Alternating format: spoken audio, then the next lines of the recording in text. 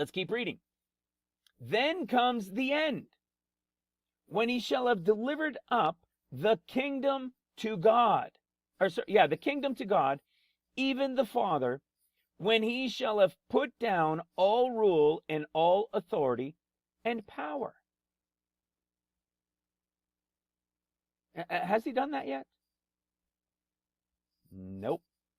Because it's all about at his coming. It's not a pre-trib coming. It's his post-trib coming. It's when he's going to be seen as lightning from one end unto the other. Okay? Look at this. When he shall have put down all authority, listen to this, verse 25, 1 Corinthians 15:25. For he must reign till he hath put all enemies under his feet. The last enemy that shall be destroyed is death. Well, what do we know about death? Let's go to Isaiah, right? You guys remember this? Isaiah 65. For behold, all things new. Listen to this. This is during the millennial reign. In fact, let's start in verse 17. For behold, I create a new heavens and a new earth. You see, I create, okay, a new heavens and a new earth. Okay? What does he mean?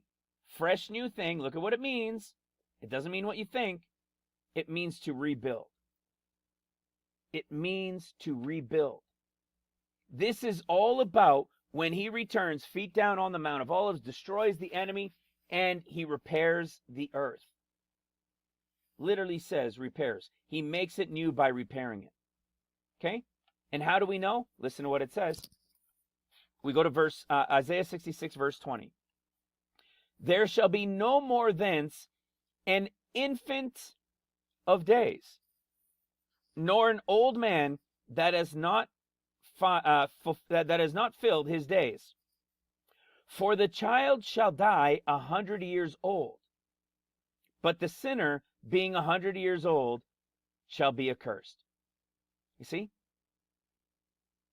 There's still death. For the child shall die 100 years old. Meaning, as you guys, everybody who's read this, all the pastors that have taught you, they're telling you, you see that in the millennial reign, people will live hundreds of years again, as they did in the beginning. And when they do, if a child dies, if somebody dies at 100, it'll be as if they were just a child. So what do you see? Death is not yet put under his feet. Which means he has to rule until what? He has to rule until death is put under his feet. You see? For he must reign till he hath put all enemies under his feet. The last enemy that shall be destroyed is death. Well, listen to this. When the end comes, so at his coming, then comes the end, when he shall deliver up the kingdom to God, even the Father, and he shall have put down all rule and all authority and power. For he must reign, okay? Which means this is all related then to when he comes in the final year and he establishes his reign during the millennial reign. Can we prove it? Absolutely we can prove it. I wouldn't be doing the video otherwise. I love it. Watch this. Let's go to Matthew 28. Listen to Matthew 28 and the commission he gives them here. If you guys come to understand who the Gospels are speaking to, you're going to see that the last chapter of Luke, Mark, and Matthew are all a commission to separate groups of people in the end of days. Luke 24 is written to what we call the remnant bride. That group that I was saying in the Dana Coverstone dream, where they needed help. There's not enough workers. Okay? They're the ones working in the harvest, but there's not enough workers, and they need more to come in. These guys are working, they're with the Lord for 40 days, and then they're here during seals. Mark's group, at the end of Mark's gospel, it's the ones that Jesus unbraids on, right? He rails on them. And it relates to the 144,000 who he seals at the beginning, at the end of the 6th year of seals, at the beginning of the 7th. That's why you see it in Revelation chapter 7. You see the 144,000 sealed. That's why in Revelation 14, you see them on heavenly Mount Zion with them, because the Lord is there now on Mount Zion, and they go out during trumpets. But Matthew's group, when you get to Matthew 28, it's a third group, because there are these three watchmen group, one for seals, one for trumpets, and one for the millennial reign. Listen to what he tells them. Matthew 28:16. This is one of those things that you will see the difference in these patterns within the Gospels, and that these commissions are completely different from each other. Where they meet, the words that are said, what they're to do, they're completely different. One he sits down and eats, the other ones he doesn't serve, and he rails on them. It's completely different. The reason is prophecy was built into the Gospels, and it's everywhere. Well, listen to this. Then the 11th point of the mountain, Matthew 28, starting in 17. And when they saw him, they worshipped him, but some doubted. That's pretty awesome, isn't it? They worshipped him, but some doubted. Do you know we don't read about some doubted anywhere except in Matthew 28? And one more place, right? Isn't there one more place where some doubted? Right? Isn't there a place where actually one famous one doubted?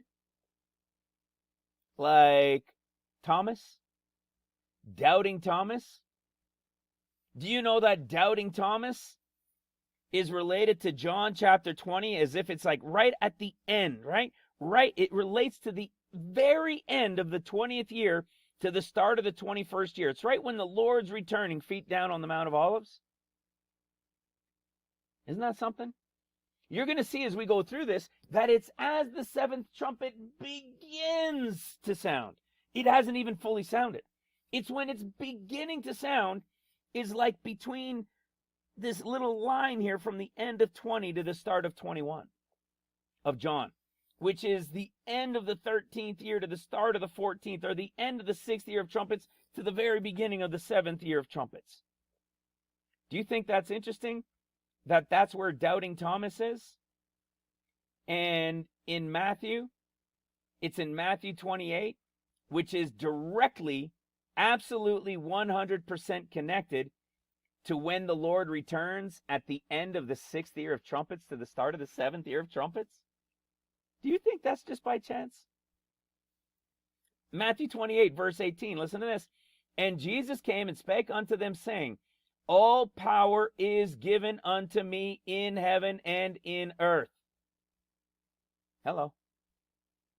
All power is now being given to him in heaven and in the earth. Some people would say, well, he already has it in the spiritual sense, but not in this literal sense he doesn't. He's had it in the spiritual, but obviously, where is that power daily, regularly being played out, right? The enemy is still very victorious right now. When he returns, feet down on the Mount of Olives, ain't no more power for the enemy. All power is given unto him. This is why he then tells them, teach them to observe all things that I command you, right? He's no longer telling them to preach because the whole world will know. And what does he tell them? I am with you now until the end of the world. So here we see that now all power is given unto him in heaven and in earth.